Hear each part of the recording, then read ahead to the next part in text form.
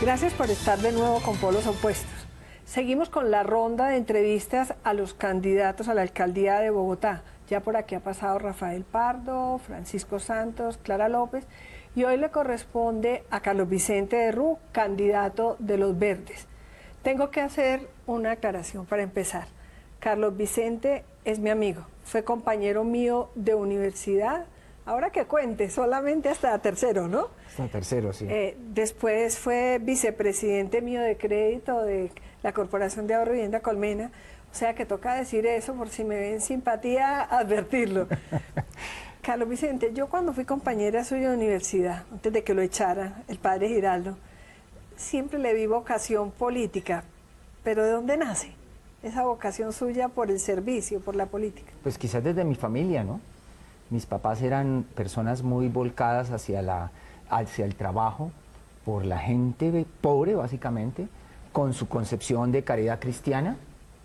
Y familia de curas, ¿no? Eso. Sí, sí, de monjas y de curas.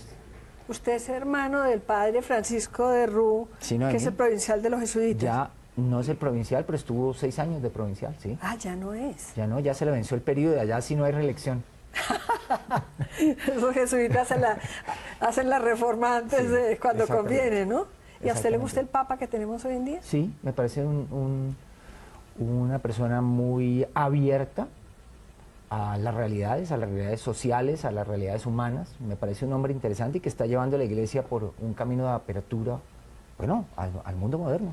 Reconectándonos. Reconectando, exactamente. Usted está más cerca ahora porque cuando yo compartí universidad usted estaba alejando, tomando distancia. Pues digamos que me gusta el tipo de iglesia que orienta el Papa Francisco. Y toda esta influencia religiosa que usted vivió, que nos tocó compartir curas y monjas por todos los lados, ¿de dónde se vuelve usted de izquierda? Dios mío, buena pregunta, pero mire, Noemí, siempre, digamos, en la Iglesia Católica hubo sectores muy volcados hacia lo social, hacia la necesidad de construir justicia social, claro, pues equidad, inclusión. Después liberación. eso cogió expresiones muy izquierdistas que los ligó con movimientos muy contestatarios, por no decir revolucionarios. Bueno, pues cuente bien de cuando a usted lo echaron y a Carlos Pizarro, a Jaime Gómez, a Gustavo Gallón. Todo mi pasado, Noemí, claro, que lo recuerda perfectamente, no se además, porque fuimos aparezca compañeros en la Javeriana, pues que yo recuerde, con usted, en el mismo curso, ¿no? En el mismo salón, con Ernesto Samper, Carlos Pizarro, ¿sí? Y otras personas que han dado mucho que hablar. Muchos, para no empezar a discriminar. Curso interesante. Sí. Pero ¿a usted por qué lo echa el padre Giraldo? Porque, como usted recordará, en 1971 hubo un movimiento estudiantil en todo el país. Efecto del de Francia, ¿no? Sí, sí, era como un coletazo de lo que había venido ocurriendo en Europa y en México desde el 68. Exacto. Y ese movimiento tocó las puertas de la Javeriana y entonces algunas personas en la Javeriana pues hicimos actividades tendientes a articularnos a ese movimiento nacional. Muy civilizadas, demasiado civilizadas para mi gusto. ¿Se acuerda que organizamos un paro en marzo de 2 días? Y después hicimamos una jornada en junio. Tumbamos a Octavio Arizmendi como ministro de Educación. Ayudamos a esa pero cuidado se entera Darío Arizmendi, ¿no? Formamos el grupo del Ocaso. Exactamente. Que era muy comprometido. Con la gente de Sociología de la Facultad, la Facultad de Sociología de la Javeriana, que después la cerraron. ¿Y cómo hizo para que lo recibieran en el externado? Era una universidad más liberal, digamos, más abierta. No tanto como se decía, pero era una universidad más tolerante con expresiones, digamos, críticas y contestatarias que la Javeriana de esa época, ¿no? Estamos hablando de la Facultad de Derecho, ¿sí? No diga mucho. No digamos los años, pero de hace varias décadas. Pero en la universidad externada formaban para jueces y en la Javeriana para gerentes. Básicamente esa era como la simplificación de cómo nos educaba. Así es. ¿Y usted por qué acabó en la política? En temas de derechos humanos normalmente, bueno, yo laborales. A partir de mi participación en el movimiento estudiantil de esa época, ¿sí? Me vinculé a movimientos de izquierda. Por fortuna no eran movimientos guerrilleros, pero éramos de ¿No tuvo izquierda tentación de contestataria. irse para un movimiento No, pues, guerrillero? más aún me invitaron. Por eso, Me ¿y no lo invitaron. tentaron? ¿Sabe quién me invitó? Carlos Pizarro. Me dijo, métete al M19. Pues es Y yo digo que no tuve dos cosas, ni la dosis de coraje ni la de locura. Y por fortuna no me metí. Y además porque yo sí he sido, ¿cómo se puede decir?, consustancialmente enemigo de la violencia. Entonces, Pero Carlos no di ese paso. Pizarro era de nuestros compañeros más queridos. Sí. No nos imaginábamos que acabara en la guerrilla. No nos imaginábamos. Sí. Él se metió a la Juventud Comunista, por ahí se acercó a las FARC y acuérdese que el M19 fue creado por gente que venía de las FARC. Y pues me hizo el viaje, en su momento me hizo el viaje, no gracias. A mí también me hizo el ¿Cómo es que viaje. dice? Prefiero vivir. Pero Y dejar vivir, ¿no? Lo quise mucho, la verdad, lo quisimos. Bueno, ¿y por qué termina usted trabajando con Samuel Moreno?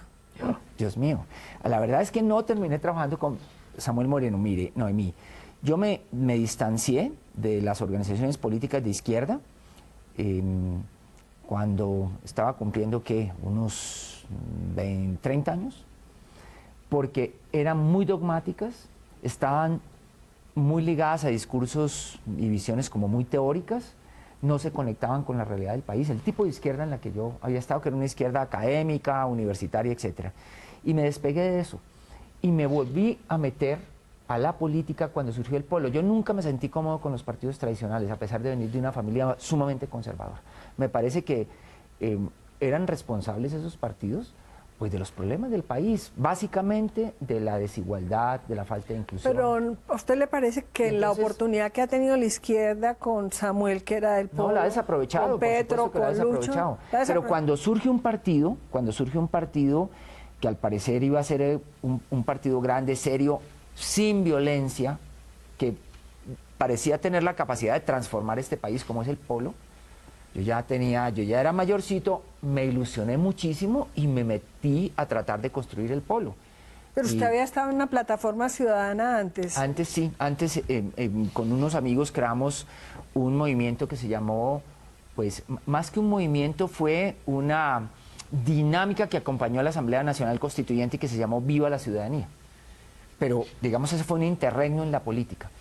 Y recogimos como, digamos, propuestas, inquietudes de la ciudadanía y las llevamos a la Asamblea Nacional Constituyente, acompañamos a la Asamblea Nacional Constituyente, difundimos sus trabajos, las respaldamos. ¿Usted cree que es hora de hacer otra Asamblea Nacional? Yo creo eso sobre todo, perdón, yo creo que es la hora de volver a revitalizar movimientos cívicos, porque como le decía, me metí al Polo con mucha ilusión, por fin un partido de izquierda civilizado, no violento, que va a transformar este país. Y ahí quedé metido durante algunos años, primero gobierno de Lucho Garzón, después el de Samuel Moreno, con quien por fortuna rompí mediante un informe que desenmascaró al cartel de la contratación y del que yo fui autor, yo lo escribí. ¿Usted lo hizo con Petro? Lo suscribieron Petro y el senador Avellaneda, por supuesto ellos le dieron fuerza, le dieron respaldo. Si Petro y Avellaneda no lo hubieran respaldado, pues hubiera quedado por allí en un cajón como un informe de un concejal interesante. Pero el informe lo preparé yo, contra el cartel de la contratación en el gobierno. Y usted apoyó y además respaldó fuertemente a Petro. Sí. ¿Hasta cuándo viene esa unión con Petro y por qué se acaba? A ver, yo respaldé a Petro porque cuando yo me escandalicé de lo que estaba pasando en el gobierno de Samuel Moreno, ¿sí?, y me propuse averiguar lo que estaba pasando, busqué a Petro y le dije, mire, tenemos que salir con una denuncia fundamentada sobre estos temas y pedirle al partido, al Polo, a nuestro partido, que le quitara el respaldo político a Samuel Moreno. Y creo que fue una buena alianza, porque Petro venía de ser un senador pues muy caracterizado, muy valiente, había dado grandes batallas contra el paramilitarismo, y él tomó esa causa y bueno, le dio una fuerza que... ¿Y por qué se separa usted de Petro? Sino Petro. Después, como el Polo fue incapaz de romper con Samuel Moreno y de quitarle el respaldo político, nos salimos del Polo, nos fuimos por un movimiento significativo de ciudadanos por firmas, preparamos el programa de Petro a la alcaldía, en eso yo ayudé, después ya como concejal ayudé a que fuera aprobado el plan de desarrollo en que se plasmaba ese programa de Petro. ¿Por qué? Pero no me le saque el cuerpo, ¿por qué se separó de Petro? Ahí empezaron a pasar cosas. La primera es que Petro empezó a mostrar muchas fallas en el plano gerencial.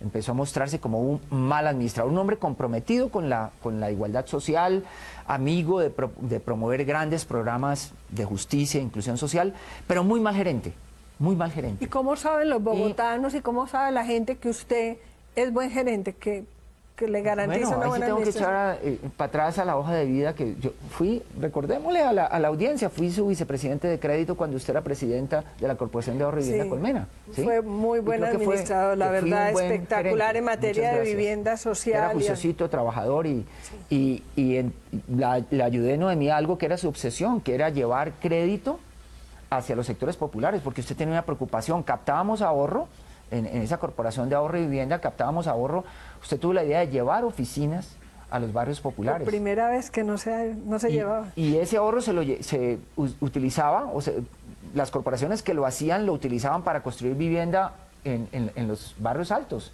Y usted dijo, no, este ahorro que viene de los sectores populares vamos a destinárselo a vivienda. En esa época la llamábamos vivienda popular, no se hablaba de vivienda de interés social. Sí. Bueno, yo le ayudé en esa tarea. Pero mire, la ruptura con Petro... ¿Por qué se da? Entonces, por dos razones. Primero, él empieza a mostrar grandes fallas gerenciales, improvisación, mala selección de sus colaboradores, pésima selección de sus colaboradores, aunque de vez en cuando se le mete uno bueno, Yo conozco claro. Mal seguimiento a la ejecución de los programas, medidas muy insensatas como las que adoptó en relación con Pero teniendo con la basura. Tanta amistad con usted, ¿usted entonces, no le pudo hablar eso? Claro, yo le hablé, y Petro en principio es un hombre que no se pone bravo cuando uno le habla, pero eso sí, oye, pero no hace caso, ¿sí? Y bueno, uno aspiraría, yo me sospecho que a Navarro le pasó algo parecido. Uno no espera como digamos, amigo o como colaborador que le hagan caso en todo, ni siquiera en la mayor parte de las cosas que dice, pero en algunas, ¿no? Petro en eso autista, y después apareció una cosa peor, y fueron señales de corrupción. En la administración de Petro. Sí, Petro toleró que sus cuñados, su cuñado, su concuñado metieran la nariz en la contratación de Bogotá, hicieran negocios, y ahí sí, Noemí, mire, yo soy en eso implacable, ¿sí? Yo me enfermo si tolero que algo de esa naturaleza pase. ¿Y Petro, usted cree que el alcalde está metido con lo de sus cuñados? Estoy seguro que sabía de cosas de sus cuñados, por supuesto, ¿sí? No sé hasta dónde fue cómplice, etcétera. No tengo elementos para dar un veredicto definitivo al respecto, pero sí estoy seguro que ha debido mandarlos, como decía Diana Turbay, tal vez, al lugar adecuado, y no lo hizo. Y yo dije, hasta aquí llegué yo. ¿Y cómo vino a templar usted donde los verdes? Bueno, le voy a contar una cosa. Que es el candidato del partido de los verdes. El movimiento significativo de ciudadanos que se creó por firmas, que apoyó a Petro, ¿sí? A la alcaldía, que fue la fórmula de Petro a la alcaldía, y que además obtuvo 8 curules en el consejo, ¿sí? Yo fui uno he sido uno de esos concejales. A ciencia y paciencia de Petro, después de que él ganó, empezó un proceso político de aproximación al entonces así llamado Partido Verde, ¿sí? Ese proceso lo dirigió Antonio Navarro, que ya se había retirado de la Secretaría de Gobierno. ¿Pero de Verde tienen algo con el medio ambiente? ¿Uno no les ve como...? No. ¿Sí? Nos ha faltado liderazgo en el tema y digamos, aterrizar el ideario verde en programas y en línea de acción concretos, pero lo tiene. Pero Noemí, ese fue un proceso que se hizo a ciencia y paciencia de Petro. Y entonces nos fusionamos formalmente con los verdes ante la registraduría y ante el Consejo Nacional Electoral. Y los verdes nos recibieron muy bien, nos dieron prácticamente la mitad de la dirección. Y ahí se ha hecho un esfuerzo serio de construcción de partido. Pero Petro descalificó el proceso más adelante. Vamos a hacer una pausa y continuamos viendo a ver si usted convence a la gente que la está viendo dura, ¿no? Dura. Verde. Exactamente, verde.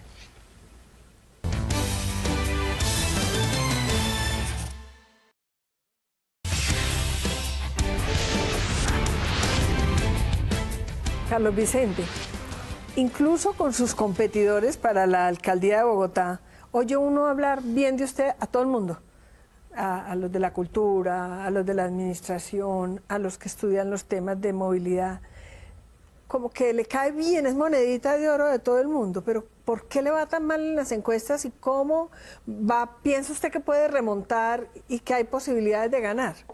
Bueno, Noemí, estoy compitiendo con gente que se ha movido en las grandes ligas, con gente con personajes que han sido, ha sido vicepresidente de la República, otro ha sido 2 veces ministro en ministerios de mucha importancia, con una persona como Clara López, que ha sido alcaldesa de Bogotá. Yo he sido concejal, yo llevo 12 años conociendo y trabajando por Bogotá desde el Consejo, no me he movido en los grandes escenarios.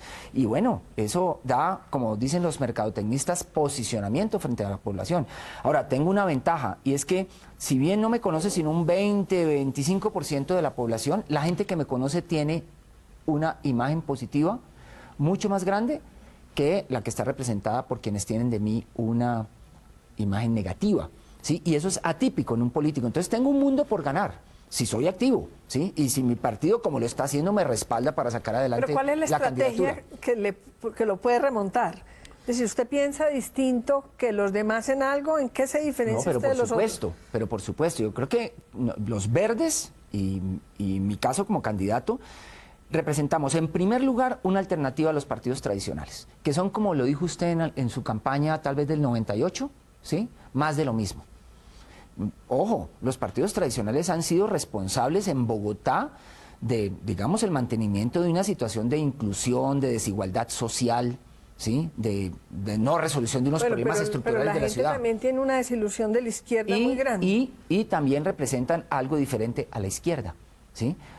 Una izquierda que se preocupó por adelantar programas de inclusión social, eso hay que reconocérselo, pero que descuidó a profundidad temas y problemas que vimos todos los ciudadanos todos los días, no los más pobres, y que son los temas de que se debe ocupar primordialmente un alcalde: seguridad, movilidad, espacio público. Carlos Vicente, hay una cierta creencia de que la izquierda es tolerante con el desorden. Así es, lo decía Mauricio García Villegas en una columna en El Espectador. Sí, exacto, eso me lo recordó, pero en general se ha dicho. No, pero frente al tema de la seguridad ciudadana, que estamos desesperados de no poder caminar por los espacios públicos, estar tranquilos, que un celular sea una amenaza para un muchacho joven que todos lo tiene.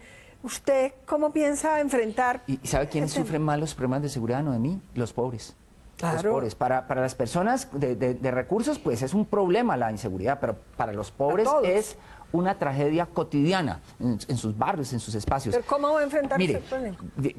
Con varias vías. Primero, es fundamental que esto sea asumido directamente por el alcalde, ¿sí? Cuando yo esté al frente de la alcaldía, me levanto, me baño, me desayuno y lo primero que pido es un reporte de lo que ha pasado el día anterior en materia de seguridad. ¿Con autoridad o con comprensión y tolerancia? No. A ver, inicialmente y básicamente con autoridad, ¿sí? Con el respaldo de una Secretaría de la Seguridad que habrá que crear, sin burocracia, pero que habrá que crear, con la exigencia... ¿No le tiene miedo la mano dura usted en esa materia? Por eso, es que es mi primer deber como alcalde es proteger a la gente, ¿sí? Una mano blanda es conectar con la agresión contra la gente. Y entonces eso es intolerable en la primera autoridad del distrito. Bueno, y hay muchas cosas que hacer. Primero hay que establecer una muy buena relación, muy constructiva con el gobierno nacional. Necesitamos ampliar el P de fuerza, necesitamos 7.000 policías más en Bogotá, con el respaldo del cuerpo de oficiales y suboficiales correspondientes. ¿Cómo se la va con el presidente Santos? Yo diría que, a ver, pues mi relación con él es inexistente, pero he respaldado a fondo el tema de la paz, por ejemplo. ¿Le gusta cómo lo están llevando? Sí, con todos los defectos que pueda tener, me gusta cómo lo están llevando. Pero déjeme le digo 2 o 3 cosas más sobre seguridad, Noemí. Es fundamental en Bogotá que acabemos con una situación que tiene que ver con la administración de justicia. Y es que el robo y el atraco callejero, que tanto padece la gente y en el transporte público, lo estamos trabajando como hurto, tramitando como hurto simple. El hurto simple exige denuncia de la víctima, ¿sí? No puede ser un policía el que cuente o un vecino el que cuente. Denuncia de la víctima en primer lugar. Y en segundo lugar, no da lugar a medida de aseguramiento. Y todos esos delitos que se cometen en el transporte público por 2 o más delincuentes que trabajan en llave, con amenaza de fuerza, por ejemplo, amenaza con una navaja, etcétera. Todos esos hurtos son hurtos agravados o calificados que dan lugar a medida de aseguramiento. Casi se nos está acabando el tiempo, me piden que hagamos una pausa y le tengo una sorpresa, y es que una niña muy joven le va a hacer preguntas en nombre de la ciudadanía. Perfecto, excelente me parece.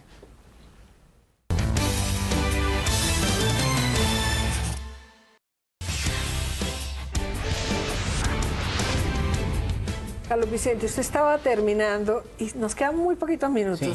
Sí. No, mire, Noemí, Bogotá le dedica 220.000 millones de pesos, 220.000 millones de pesos al año a la seguridad. Y le da plata al ejército y a la policía para esas labores.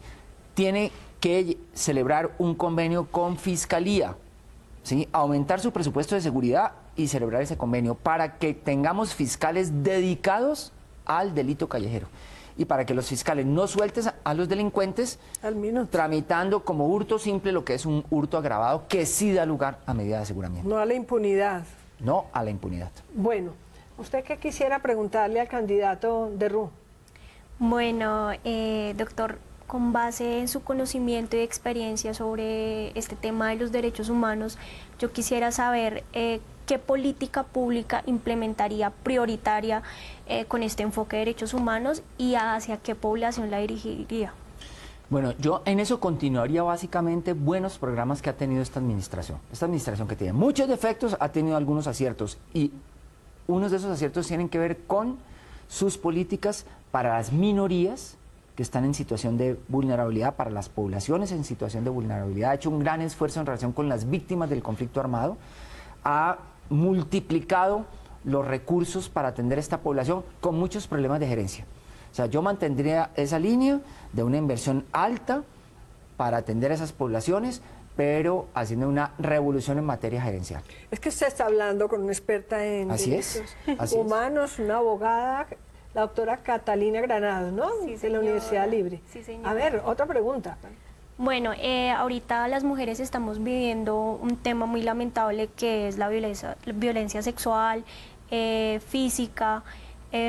Quisiera saber de pronto también con ese enfoque qué propuestas nos tendría a nosotras las mujeres. Bueno, mire lo que está pasando con las políticas públicas para la mujer. Hay, por fortuna, una Secretaría para la Mujer, creada bajo esta administración con el apoyo del Consejo, sin mucha burocracia, por fortuna, porque no se trata de salir a crear más y más burocracia, pero tiene un problema, no tiene suficientes recursos. Al año, esa Secretaría se le están asignando, si mal no estoy, unos 26.000 millones de pesos al año. Eso es lo que se le asigna a uno entre muchos programas de la Secretaría de Integración Social. Por ejemplo, al programa de habitantes de la calle. Entonces hay que ampliar los recursos de la Secretaría de la Mujer y empoderar a la Secretaría de la Mujer. Desde la alcaldía, el alcalde tiene que ser un líder en la lucha por los derechos de la mujer. Carlos Vicente, así sí, muy rápido, sobre la legalización de la droga, ¿usted es amigo? Yo no diría legalización, no, me diría despenalización. De la droga. Eso tiene que ver también con el tema de la seguridad. Una forma de hacer que el negocio de los jíbaros se acabe y el microtráfico es que el Estado entre en una relación directa con el adicto, le suministre la droga en el contexto de un tratamiento de rehabilitación, ¿verdad? Y entonces eso le acaba el negocio de los jíbaros. Y la promoción del mercado por parte de los jíbaros, porque cuando una persona se convierte en adicta ya entra en relación directa con las autoridades de salud. Sobre temas, usted que viene de tanto jesuita en la familia, tanta religión, sobre el tema de eutanasia. Noemí, a mí la decisión de la Corte Constitucional al respecto me parece razonable, la reglamentación que hizo el Ministerio de Salud al respecto me parece sensata. En los 3 casos definidos por la Corte Constitucional estoy de acuerdo. ¿Y con el matrimonio gay? Sí, estoy de acuerdo. ¿La adopción de parejas gay? También estoy de acuerdo, ¿no? ¿La educación pública y privada coexistiendo? Por supuesto, por supuesto. ¿Colegios de concesión? Respaldaría no la ampliación del programa de colegios en concesión, pero sí el mantenimiento de esos programas. Y me gusta esa mezcla de sector público y sector privado. El monopolio público da lugar a corrupción, da lugar a inmovilismo, burocratismo, pero los de concesión los acabarían. Cuando los privados se apropian de un negocio sin presencia pública, sin regulación pública, aquello también es fatal. Esa mezcla de un sector no público, metido en la educación pública, como los colegios en concesión, mezclados con la educación pública, me parece que le enseña a ambos sectores, es dinámica y merece ser apoyada. Se necesitan todos. Un tema que también nos preocupa a todos los bogotanos es el tema de la movilidad y teniendo en cuenta que pues Bogotá cada vez va creciendo más, qué tan viable el metro y el sistema de transporte masivo, qué herramientas o qué planes proyectaría para Bogotá. Pues ese tema de la movilidad, acuérdate que está en el corazón de ese nuevo derecho que se ha venido estructurando a lo largo y ancho del mundo, que es el derecho a la ciudad. Apoyo lo del metro, apoyo el metro subterráneo, el metro elevado se convierte en una llaga, genera alteración y deterioro paisajístico, se vuelve fuente de desaseo, de inseguridad, es como vivir debajo de un puente elevado, que eso es sumamente complicado. Haría un plan de choque para rescatar Transmilenio, que los últimos gobiernos lo dejaron hundir. Yo soy usuario de Transmilenio, lo uso con alguna frecuencia. Entonces rescataría y lo pondría a la altura que se merece, la que tuvo inicialmente, recién creado. Construiría, además de eso, las troncales que requerimos para expandir a Transmilenio, los cables aéreos que hacen falta. Y bueno, tendría una serie de medidas también de plan de choque para que el SITP, sobre todo el componente zonal, el de los buses azules, pueda rodar bien por la ciudad. ¿Hay algún referente, algún alcalde que a usted le motive admiración? Como decir, me gustaría parecerme a... ¿Sabe, Noemí? A mí me gustaría parecerme a varios alcaldes, pero por aspectos diferentes, y mezclar esas buenas herencias, porque la tragedia que ha tenido Bogotá es que ha tenido alcaldes que han hecho cosas buenas, pero no hemos tenido un alcalde o alcaldesa que combinen las buenas herencias que merecen ser rescatadas. Por ejemplo, del actual gobierno, rescataría lo social, la orientación hacia los programas sociales y a la construcción de equidad. Se han hecho cosas valiosas e importantes, con fallas de gerencia. ¿Sí? Pero Petro es un hombre conectado con el tema de la necesidad de construir equidad social. ¿De Peñalosa rescataría su orientación a la acción, su buena gerencia, su impulso hacia la ejecución, su preocupación por temas que la izquierda ha abandonado, la movilidad, la seguridad. ¿De Mocus? De Mocus rescataría aquello de que recursos públicos son recursos sagrados, que tienen que ser protegidos, que tienen la vida, hay que construir, dice Mocus también, sobre lo construido, no hay que tener complejo de Adán, hay que darle a la vida el carácter sagrado que se merece. Entonces, lo que nos ha faltado en Bogotá, bueno, de Jaime Castro rescataría su orientación hacia el saneamiento de las finanzas públicas. Lo que no hemos tenido, ordenamiento jurídico. Y el ordenamiento jurídico, exactamente. Lo que no hemos tenido en Bogotá es un alcalde que combine con humildad, sin pretender ser el Adán que se lo inventó todo, pero con firmeza, esas buenas herencias. En el pasado hubo algunos. ¿Sí? Bueno, ya tuvimos la oportunidad de oír otro candidato para la alcaldía de Bogotá. Hay opciones. Si no remontar en las encuestas, ¿va hasta el final o trataría de buscar alianzas? Yo no pienso, Noemí, en esa hipótesis. Yo tengo mi cabeza puesta en inscribirme el 25, en que mi partido me inscriba antes del 25 de julio y en ir hasta las elecciones del 25 de octubre y en ganar. Espero que usted sea una consejera. Sería una consejera de excepción para el ejercicio de una alcaldía como la mía. A mí la no estoy pretendiendo seducirla políticamente, pero me encantaría, ¿no? De mí. Cada persona que vive en Bogotá, Carlos Vicente, le puede dar muy buenas ideas. Hay que oír la ciudadanía. Así es. Que yo creo que ha habido como mucho marginamiento, ¿no es cierto, Catalina? Correcto. Bueno, vamos a iniciar un esquema similar. Tengo que reconocer que la expresión me la tomo del alcalde, del candidato a alcalde de Medellín, de Alonso Salazar. Yo propongo para que virtualmente y por internet los ciudadanos nos hagan propuestas concretas, muy concreticas, específicas para enfrentar los problemas de Bogotá. Sí, pero la miradita y siempre es bueno, ¿no? ¿En terreno? En terreno. Pero por supuesto. Claro, y el diálogo directo con los ciudadanos, por supuesto. Bueno, cada uno de ustedes tiene derecho a decidir, a juzgar qué tipo de alcalde le convendría a Bogotá, incluso tantos colombianos de afuera que están viendo el programa y el voto todavía no está decidido. Es afortunadamente, o debe ser libre y de todas maneras de conciencia. Muchas gracias.